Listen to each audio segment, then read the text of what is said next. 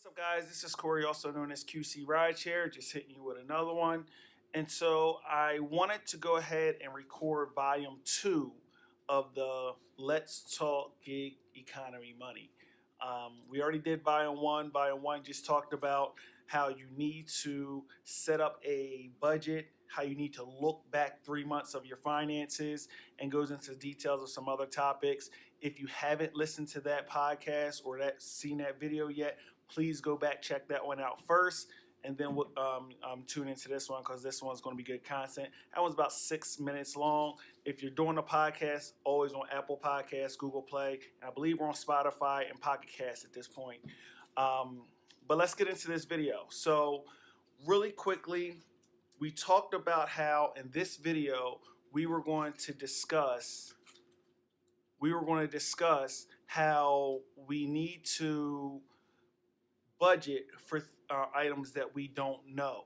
And so how do you do this? Well, the best way to do it is to put together a expense category in your budget and just put items that are not on, that you don't have to spend out of pocket, yet you don't know how much they're going to be, but contribute money to them each week. So I'll give you an example. Let's just say that you assume that you're going to need 4 new tires every year. Now I know that's a little bit much, but we're just going to assume here. You need 4 new tires every year. Well, the easiest way to figure out what you need to budget is to go find the tires that you need, calculate how much it's going to cost, the whole thing, get a full quote, break that amount up by 52. Every week you put a piece of that to the side. So for example, if you spend $1,000 for those tires, every week you should be putting aside about $20 every week just for tires. Gas. The best way to figure out how to calculate your gas, because you don't know how much you're going to use, is figure out your mileage per gallon. Use the conservative amount, not the, when I'm on a highway on a long trip amount. Use the conservative amount and multiply that by how many miles you think you'll be driving each week. Now, granted, you don't know for sure, and those numbers are going to adjust. But in the meantime, you can calculate how much. I have a 20-gallon tank.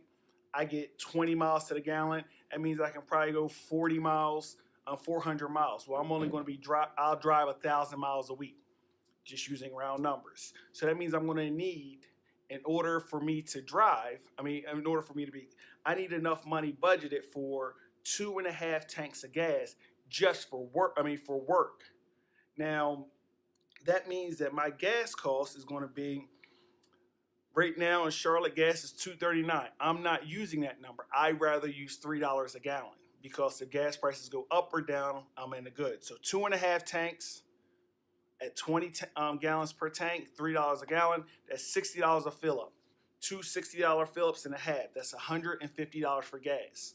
And so as you're doing these, you're going to start adjusting. Now, if you see that your gas every week's $130, then maybe you need to drop that amount and maybe you need to use some of those funds to go somewhere else. Taxes. Use an app. I use an app called Hurdler. There's Miles IQ. There's QuickBooks, Self-Employed.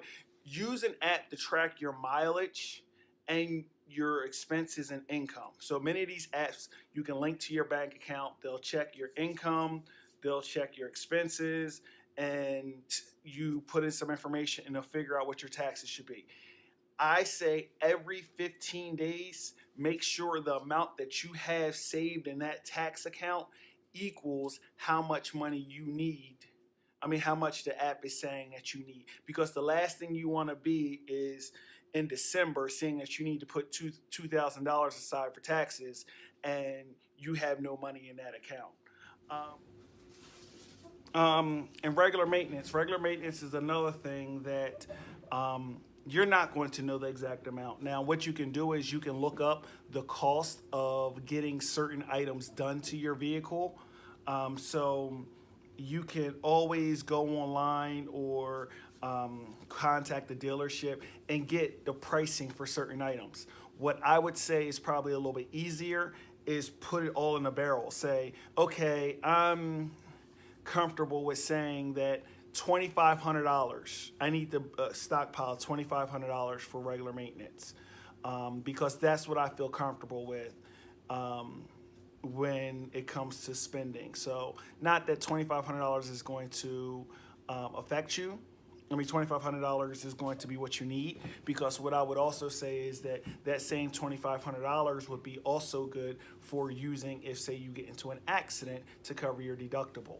So those kind of things. So then you figure out, well, how much do I need to put aside each paycheck in order for that to make sense? Now, some of your expenses are dollar amounts that you may say, you know what, I'm not going to need tires every year. I may only need tires every 2 years. So now you look at, okay, I just need $10 a month. So some of them you're going to space out longer. But as you get more information, it's going to allow you to really adjust those numbers so that they're it's less guessing and more of a precision. Also, use YouTube. YouTube has a lot of creators who do Uber and Lyft and talk about maintenance issues or expenses and things like that. Use them for sources of information. You can even reach out to some creators. They'll go ahead and discuss those things with you, or go into some of the message boards to talk to other people. And I would say always find positive people, because a lot of, you might find a message board of people just complaining, and that doesn't do good for anybody. Also, know your vehicle and know yourself. Knowing your vehicle means that you know if your vehicle is a quote unquote workhorse and it's something where you can put a lot of wear and tear on it. If it's not, then you may not be in a position to look at doing a ride share in the sense of transporting people. You might want to look at some of the grocery shopping apps, delivery apps that put less mileage on your car, less start and stop. So you really need to know what equipment you have that's going to best suit what you want to do, because knowing that will fit into what your expenses are, because you don't want to take a vehicle that is a high maintenance vehicle and then go ahead and put it through the rigors of a lot of extra miles and so forth. As far as that, I think that's the only things that you need to do when it comes to counting costs that you can't quantify. Remember, there is no exact science to this. You can just get as close as possible.